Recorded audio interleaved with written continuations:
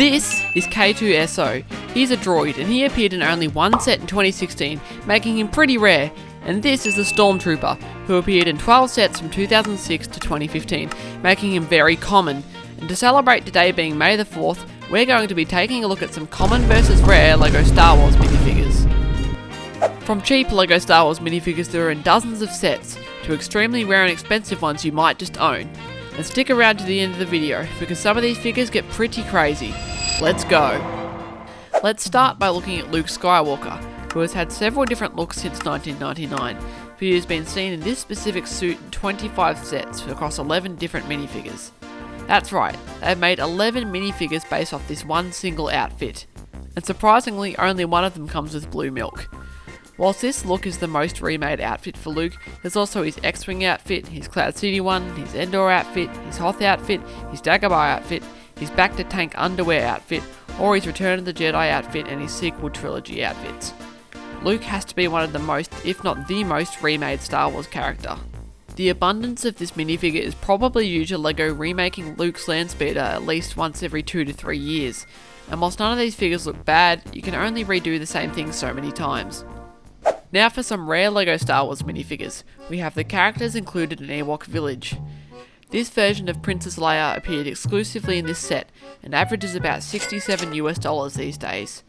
All prices in this video will be in US dollars. I love the hairpiece here, and the only other place it's ever appeared was on the minifigure Series 9 Forest Maiden in orange. And I'm not sure if it's just me, but I feel like we don't get nearly as many fabric skirt pieces as we used to back in the 2010s.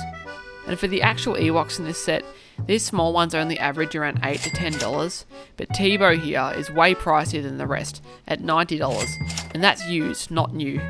And I would have to say that he is probably the coolest looking of the bunch. None of the other minifigures in this set are particularly expensive, probably because most appear in other sets. Now for another super common minifigure, we have the Battle Droid. And according to Bricklink, his head alone has appeared in 66 sets. Or should I say, order 66 sets. Its head has been recolored various times, but it appears most frequently in tan, and this figure is absolutely everywhere, being introduced in 1999 and still being sold today.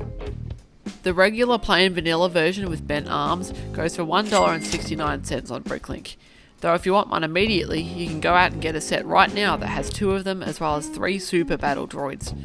And you know what? We might as well talk about the super battle droids whilst we're at it.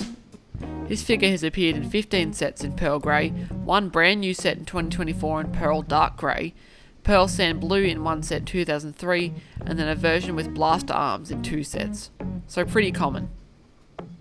Unlike the regular battle droid, this one's head and torso are a singular piece, and personally this looks a lot cooler to me than the regular battle droid.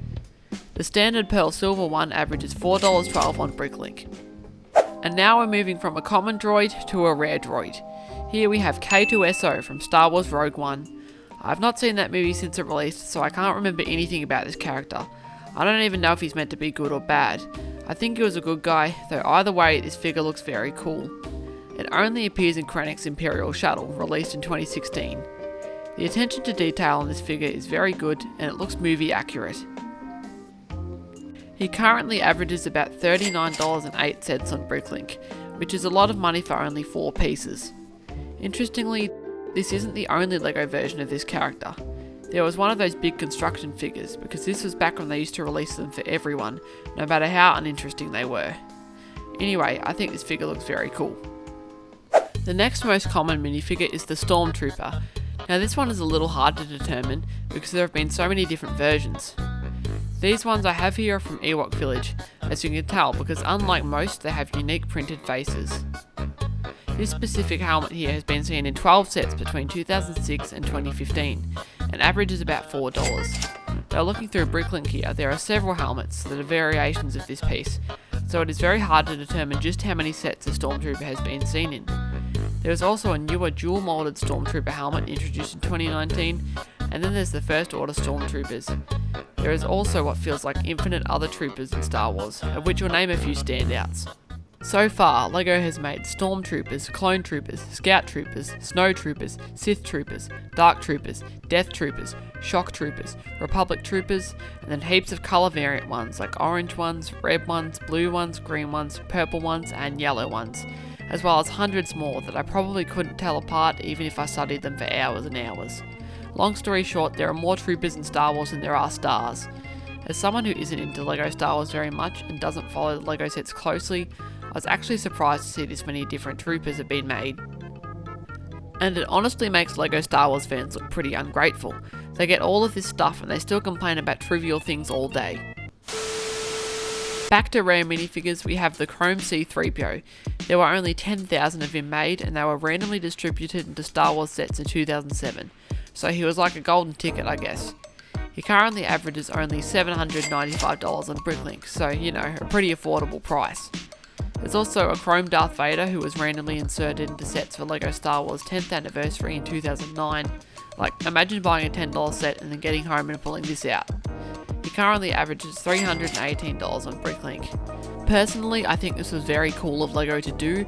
Randomly distributing them in sets seems a lot smarter to me than doing what they did with Mr. Gold, where you could actually just feel if he was in there, because now it was a lot more random. I didn't even know about these minifigures before making this video, but I'm glad I do now, because they are pretty interesting. And for some more common minifigures, I want to talk about the main cast. Since LEGO Star Wars has been going for 25 years now, there have been hundreds of Luke's, Leia's, Han Solo's, Chewbacca's, C-3PO's, R2-D2's and Darth Vader's, because they are continually remaking original trilogy sets. It seems to me like C-3PO is one of the cheapest, averaging between $3 and $12 for most versions, and I can't really tell them apart aside from the ones with defining features, like the red arm or the grey leg. This Chewbacca here seems to be pretty common, appearing in 13 sets and only averages $2.95 on Bricklink. And that's about it for the common figures in today's video, so let's finish it off by looking at the rarest Star Wars minifigures of all time. So first is the Cloud City from 2003. This is one of, if not the most sought after Star Wars set. All the figures in this set have gone up a crazy amount in value, but the most valuable is Boba Fett, at $1,227. There's also the 2013 Jabba Sail Barge, which has some rare figures including Jabba himself. He averages $66. And then everyone's favourite blue band member Max Rebo, who goes for $126. And the very popular Slave Leia, wait, I'm not sure if I can say that, Prisoner Leia then. She goes for $126 as well, strangely. This Jango Fett minifigure from 2003 is worth $357, and this white Boba Fett minifigure is worth an average of $356. And I was very surprised at how much this Christmas-themed Yuletide X-Wing pilot is worth. He only appeared in an employee-exclusive X-Wing in 2019 and averages $752. Or how about Darth Revan? Or maybe it's Revan. I'm not sure how to say it, but he is pretty pricey at $360. Anyway, that's about all I wanted to talk about today. We've barely even scratched the surface of LEGO Star Wars minifigures, and I'm sure the hundreds of thousands of LEGO Star Wars aficionados could tell you a lot more. Let me know in the comments if you have any of these minifigures, and what your favourite one is. And today also happens to be National Naked Gardening Day, and whilst I wasn't brave enough to go out and feed the chickens and tend to the tomatoes, apparently the ninja were. That's been all for today folks, have a great day and may the force be with you.